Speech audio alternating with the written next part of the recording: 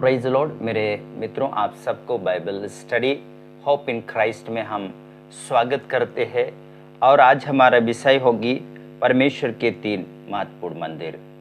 आपने पढ़ा होगा मेरे प्रिय भाइयों एवं बहनों, बाइबल को यदि खोलते हैं उत्पत्ति से प्रकाशित वाक्य तक, तो हमने इस बात को पाया है कि परमेश्वर जिस प्रकार से त्रिएक परमेश्वर है, उसी तरह से परमेश्वर 3 महत्वपूर्ण मंदिर को चुना हुआ है।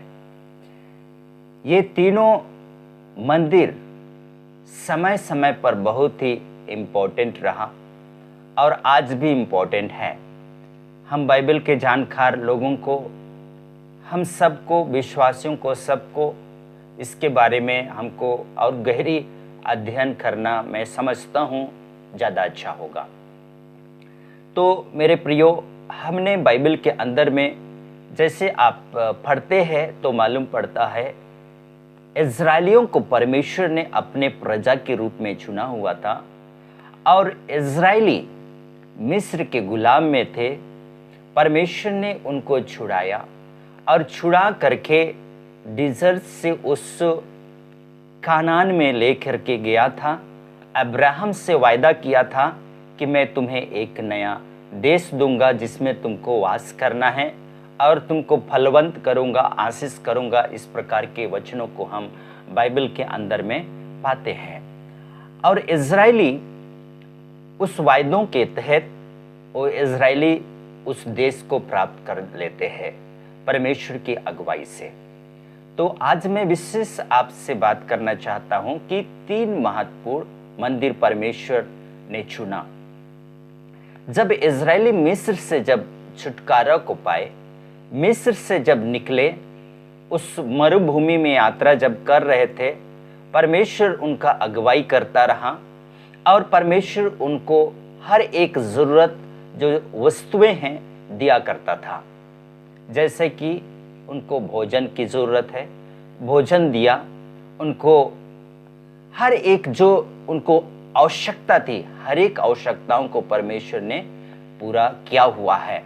और जब उनको इन यात्राओं के दौरान परमेश्वर चाहता था कि उनसे, उनके संग में बातचीत हमेशा करता रहे। और इन सारी बातों को बताने से पहले आइए आपको एक इंट्रोडक्शन के तौर से जस्ट ब्रीफ आपको बताता हूं कि परमेश्वर की 3 महत्वपूर्ण मंदिर वो कौन कौन सी थी और है। सबसे पहले हम सभी जानते हैं, बाइबल में पढ़ते हैं तो उसमें मालूम पड़ता है परमेश्वर का सबसे पहला जो मंदिर है, मिलाप वाला तंबू, जो टेंट है, जिसको हम इंग्लिश में टैबरनेकल भी कहते हैं, वह परमेश्वर का पहला वास स्थान हुआ करता था। और दूसरा है सुलेमान के द्वारा से बनाया गया, ईंट और पत्थरों से बनाया गया मंदिर, जिसमें परमेश्वर अपनी उपस्थिति को देख करके लोगों को उत्साह किया, लोगों की मनोकामना को पूरा भी किया है।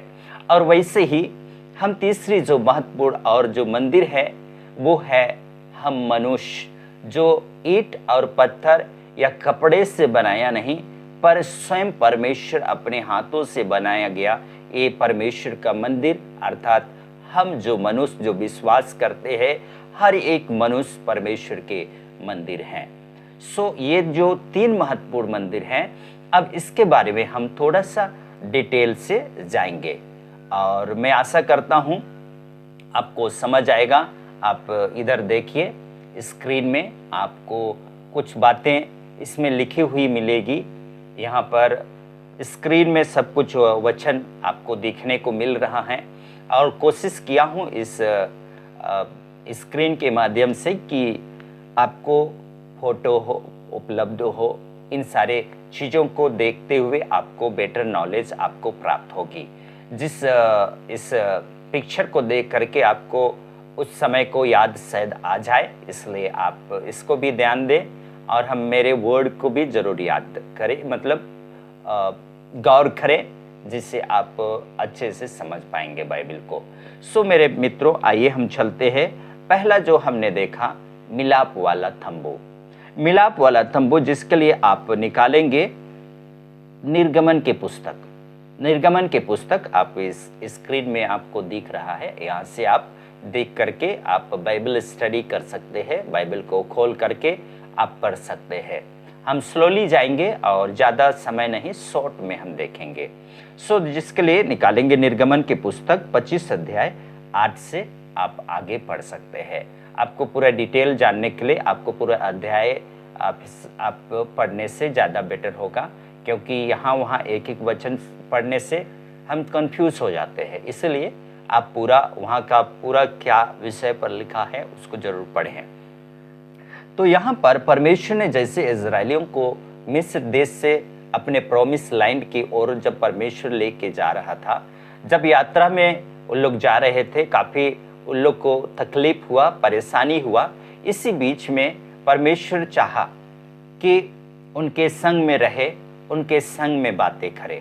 परमेश्वर ने मूसा को बुलाया और मूसा से बात करके कहा कि मेरे लिए एक टेबरनेकल बनाओ, या मिलाप वाला तंबू बनाओ, या कहें टेंट बनाओ। इसको बनाओ जिसमें मैं अपने वास को वहाँ प्रस्थान कर सकूं, मैं अपनी उपस्थिति आप लोगों के बीच में दे पाऊं और हमेशा आपके संग में रहा करूं।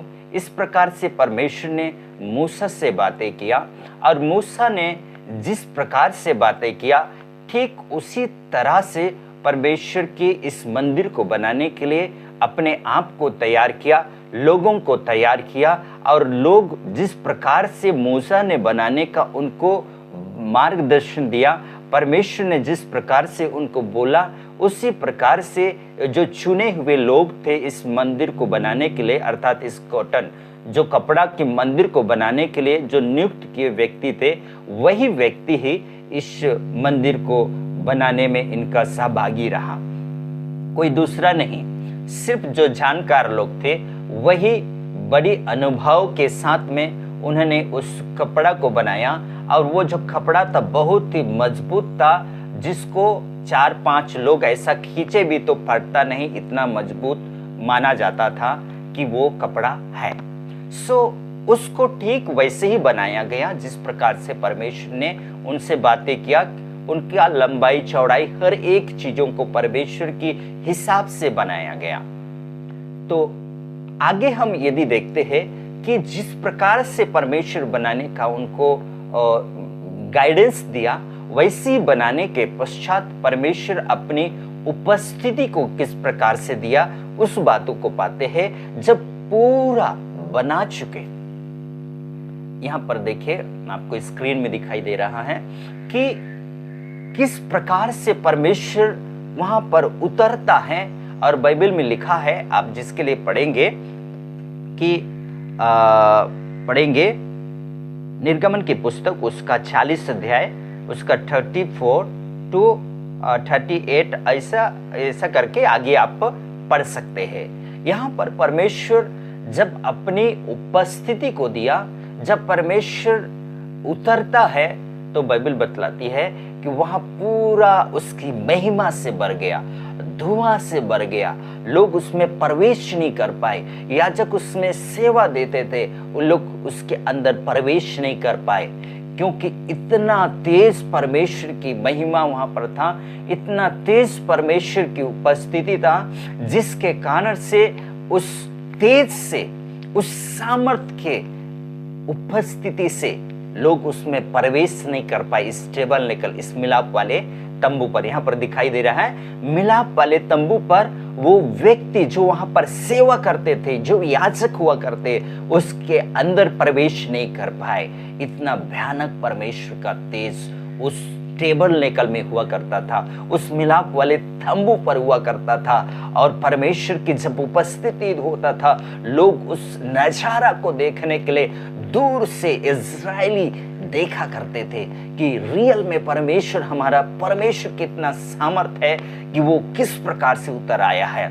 इस प्रकार से परमेश्वर अपनी उपस्थिति को देख करके उनका जीवन को उत्साह से भरता था। यहाँ के इजरायलियों को जो परमेश्वर उनको वायदा किया था, तुमको मैं मिस्र देश से छुड़ा करके खानान पर लेके जाऊंगा, वही परमेश्वर उनके बीच में रहा किया और यहाँ पर अपनी उपस्थिति को बड़ी उत्साह के साथ में परमेश्वर दिखाया है। तो हम जस्ट ब्रीफली थोड़ा थोड़ा करके जाएंगे, आपको समझ में आए, और ज़्यादा समय हम नहीं आपका लेंगे। और उसी प्रकार से आप दूसरा हमारा बाइबल के हिसाब से दूसरा जो मंदिर है परमेश्वर जहाँ पर उपस्थित हुआ करता था उसके बारे में भी हम देखते हैं। सुलेमान के द्वारा से बनाया गया ईंट और पत्थरों से यह मंदिर, पहला जो मंदिर था कपड़ा से बनाया गया, बहुत सारे ऊन जो भी है उसमें बनाया गया था, वो कपड़ा से ही बनाया गया था, ऐसा हमारा मानना है बाइबल के अनुसार। और दूसरा जो है ईंट और पत्थरों से बनाया गया मंदिर। सो जिसके लिए आप देखेंगे पहला राजा की पुस्तक 6 अध्याय 1 से 38 पद को आप पढ़ सकते हैं।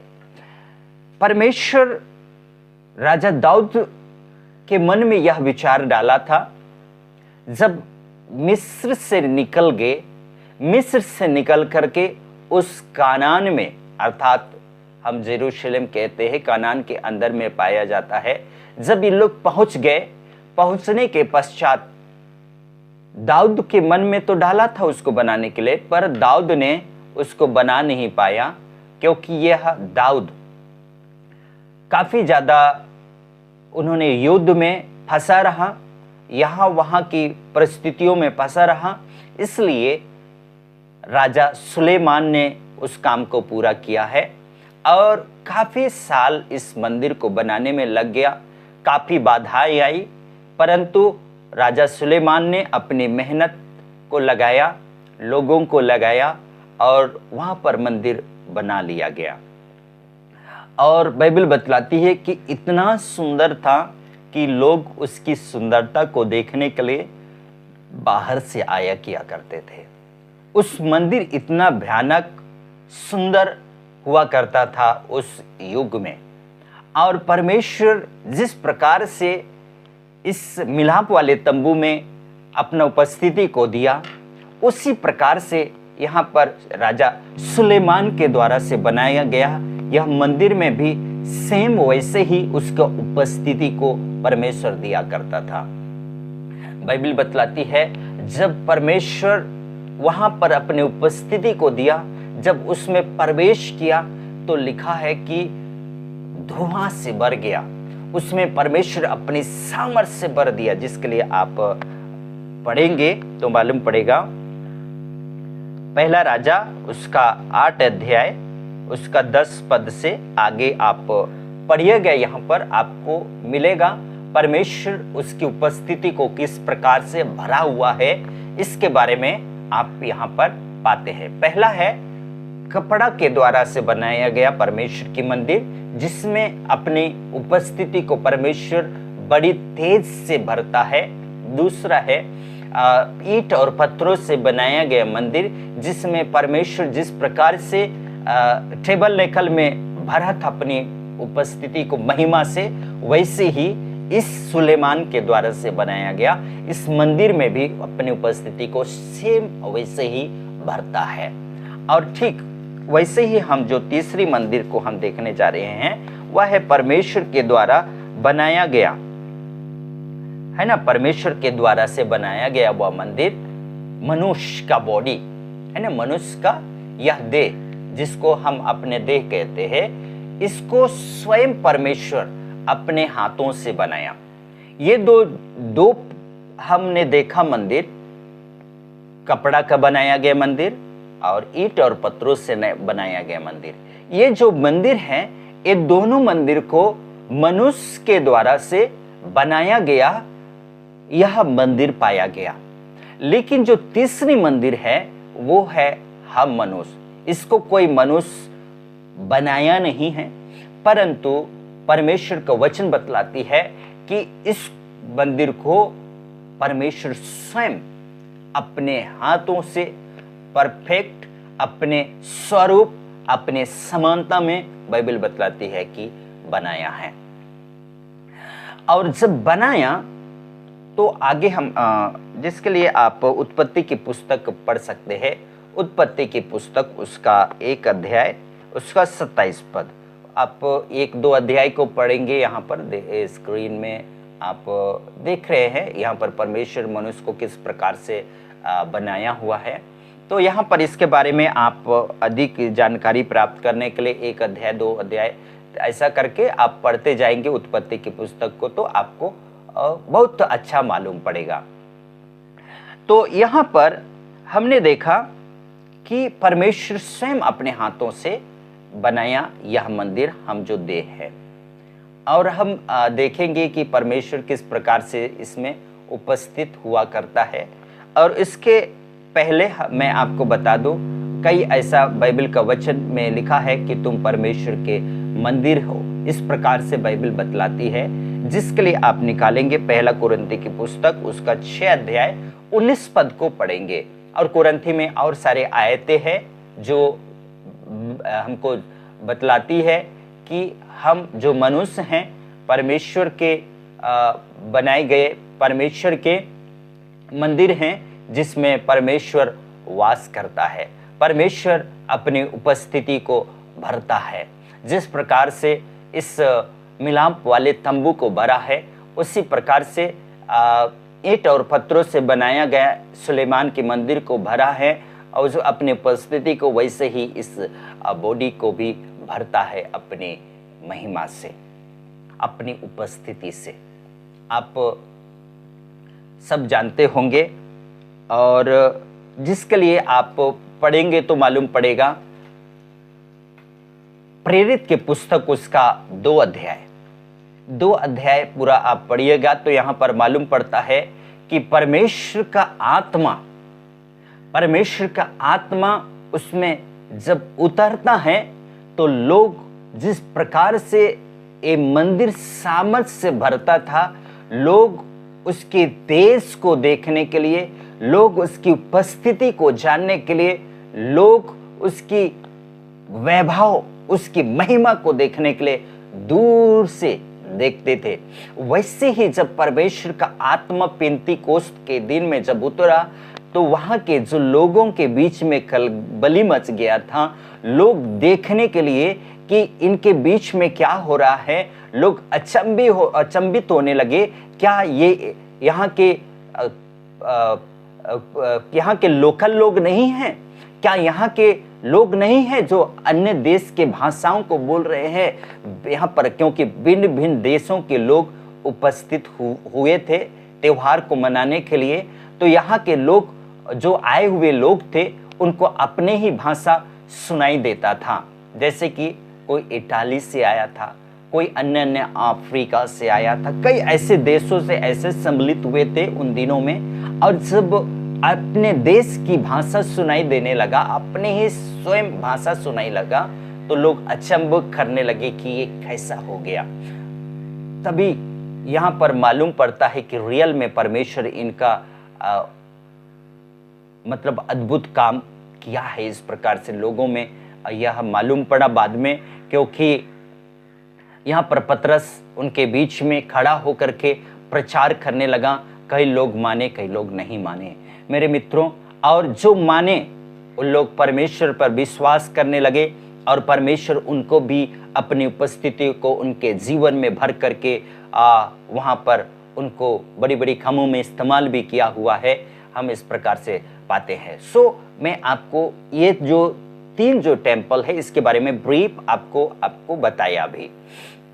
तो मेरा कहने का मतलब है मेरे प्रियो कि परमेश्वर जिस प्रकार से अपनी उपस्थिति को इन 3 मंदिरों में दिया, वैसे ही हमारे इस देह में परमेश्वर का आत्मा वास करता है। मेरे प्रियो, हमारी जीवन में जब परमेश्वर आता है, हमारे जीवन में कई प्रकार की परिवर्तन को देखने को मिलता है। कई बार ऐसा समझते हैं हम मनुष्य कि हम पवित्र आत्मा को तब पाते हैं जब हम अन्य भाषा को बोलते हैं।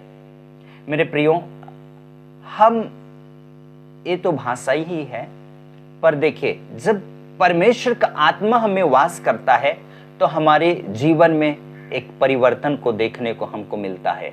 गलती की पुस्तक आप यहाँ पर पढ़ेंगे तो मालूम पड़ेगा, वहाँ पर देह के अनुसार जो काम करता है उसके बारे में लिखा गया है 5 अध्याय में, और जो परमेश्वर के आत्मा अनुसार जो चलता है उनके जीवन में भी बहुत सारे अच्छे कामों को देखने को पाते हैं, जिसमें परमेश्वर उनके जीवन में बहुत बदलाव को लाता है।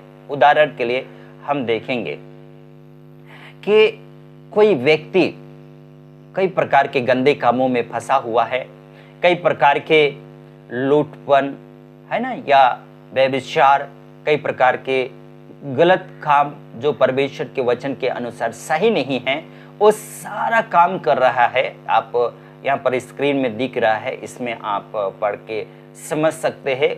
एक मनुष्य के जीवन में बिल्कुल ही गंदा सोच विचार स्वभाव उनके जीवन में पड़ा हुआ है, और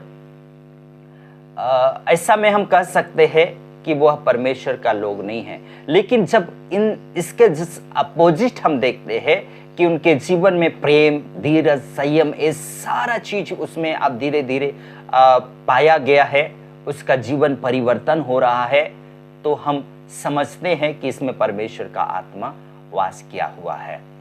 और परमेश्वर का आत्मा जिसमें वास करता है वो गलत काम कर ही नहीं सकता है।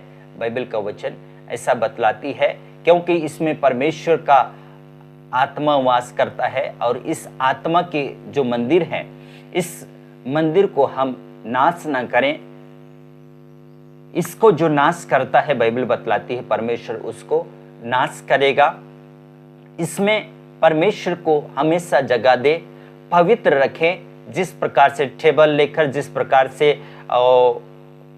मंदिर जो बनाया गया था सुलेमान के द्वारा से पवित्र किया करते थे, पवित्र हुआ करते थे, हर एक पवित्र वस्तु रखा किया करता था उस मंदिर के अंदर में, वैसे ही हमारे अंदर अपने स्वभाव को पवित्र रखें, हमारे चाल चलन को पवित्र रखें, जिसके द्वारा से हम परमेश्वर को खुश कर सकते हैं, जिसके द्वारा से परमेश्वर हमको अगुवाई करेगा, हमसे बातें करेगा, और हम हमेशा एक सफलता के मार्गों पर हम चलेंगे।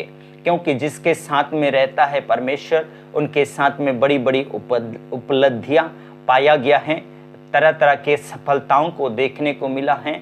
इसलिए हम अपने आप को तैयार करें, हमेशा पवित्र रखें। कुछ बाइबल के वचनों को आपके बीच में यहाँ पर प्रोवाइड किया गया है, आप जरूर उसको देखें।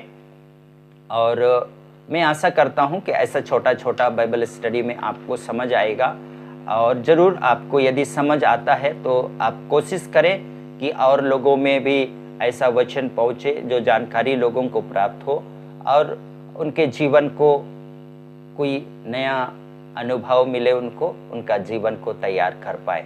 मैं बड़ी बड़ी बातें क्या करूं, पर यह रियल है, परमेश्वर का वचन है, लोगों का जीवन को बदलता है, और धर्म बदलने वाली यह वचन नहीं है, या धर्म नहीं बदलता है, क्योंकि हम जो हिंदुस्तानी हिंदू ही कहलाएंगे, ऐसा मेरा विश्वास है।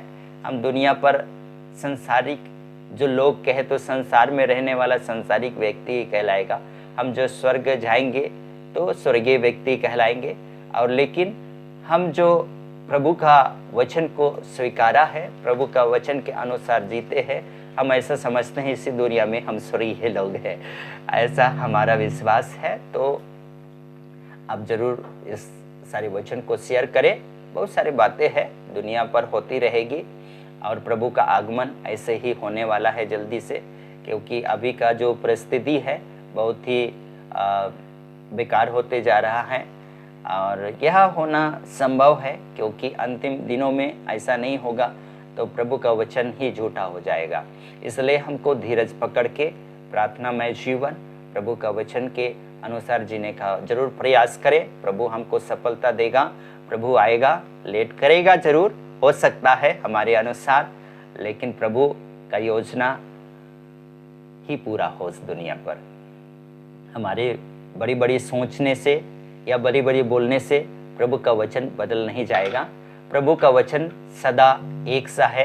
प्रभु का वचन बतलाते हैं परमेश्वर सदा एक है, एक सा है, कभी नहीं बदलता है। आदि और अंत में सिर्फ वही है और दूसरा कोई नहीं है। हम देखिए परमेश्वर को जाने हैं, हमारा जीवन कैसा था, इसलिए हम प्रयास करते हैं कि आप भी प्रभु का वचन के अनुसार जीने का प्रयास करें।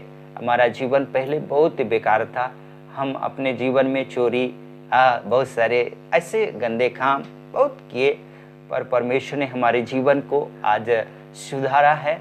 इसलिए हम प्रयास करते हैं दिन ब दिन हम प्रभु के वचन में हम बढ़ते जाएं, और प्रभु के अनुग्रह से काफ़ी ऐसा प्रभु के लोग से हमारा मुलाकात हुआ, कई ऐसे प्रभु के लोगों से आज भी मुलाकात होता है।